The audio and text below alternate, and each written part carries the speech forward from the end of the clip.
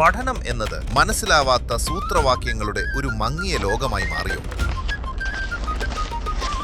ഇനി പഠനം നിറമുള്ളതാക്കാം. ആശയങ്ങൾ കൃത്യമായി മനസ്സിലാക്കി വ്യക്തതയോടെ പഠിക്കാൻ ഇതാ ഒരു പുതിയ വഴി. 8, 9, 10 +1, +2 ക്ലാസുകൾക്ക് മികച്ച പരിശീലനം. പഠനം ഇനി ആഘോഷമാക്കാം. അത്യാധുനിക സൗകര്യങ്ങളോടെ RGL അക്കാദമി. അഡ്മിഷനായി ഇന്നു തന്നെ വിളിക്കൂ. കടമ്പൂർ പനയൂർക്കാവിൽ 14ാം വർഷവും മധുരമൂറുന്ന തിരുവോണപ്പാലട. കടമ്പൂർ ശ്രീ പനയൂർക്കാവ് ക്ഷേത്രത്തിൽ തിരുവോണത്തോടനുബന്ധിച്ച് 14ാം വർഷവും പാലട പ്രഥമൻ ഒരുക്കുന്നു.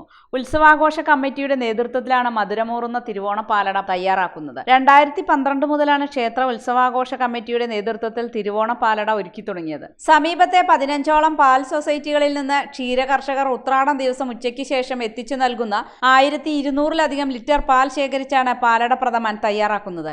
വിറകടുപ്പിൽ പുളിവിറക് കത്തിച്ചാണ് ഇപ്പോഴും ഇവിടെ പാലട പാകം ചെയ്യുന്നത്. പാൽ സൊസൈറ്റികളിൽ നിന്ന് പാൽ എത്തിച്ചു കഴിഞ്ഞാൽ പഞ്ചസാര ചേർത്ത് ആദ്യം തിളപ്പിക്കും. തുടർന്ന് പാലട ചേർത്ത് പാകം ചെയ്യുകയാണ് പതിവ്. കേരളത്തിലെ പ്രമുഖ അട നിർമ്മാണ കമ്പനികളിലെ അടയാണ് 13 വർഷമായി പാലട തയ്യാറാക്കാൻ ഉപയോഗിക്കുന്നത്.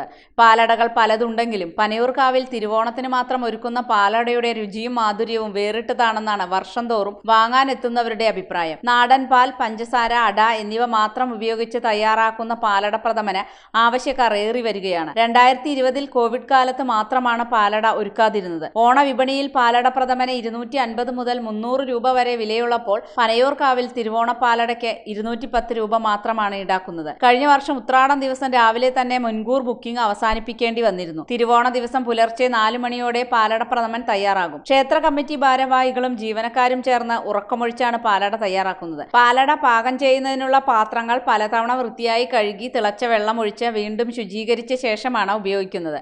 പാൽ എത്തുന്നത് മുതൽ പായസ വിതരണം ചെയ്യുന്നത് വരെയുള്ള ഓരോ ഘട്ടത്തിലും ശുചിത്വത്തിന് പ്രത്യേക ശ്രദ്ധ നൽകിയാണ് പാലട തയ്യാറാക്കുന്നത്. തിരുവോണ ദിവസം രാവിലെ 7 മണി മുതൽ ക്ഷേത്ര ദർശനത്തിനും പാലട പ്രഥമൻ വാങ്ങുന്നതിനുമായി ജില്ലയ്ക്ക് അകത്തുനിന്നും പുറത്തുനിന്നുമുള്ളവർ പനയൂർക്കാവിലെത്തും. ക്ഷേത്രത്തിൽ മാതൃസമിതിയുടെ നേതൃത്വത്തിൽ മനോഹരമായ ഓണപ്പൂക്കളവും പരമ്പരാഗത രീതിയിലുള്ള മാതേരും ഈ വർഷവും ഒരുക്കുന്നുണ്ട്.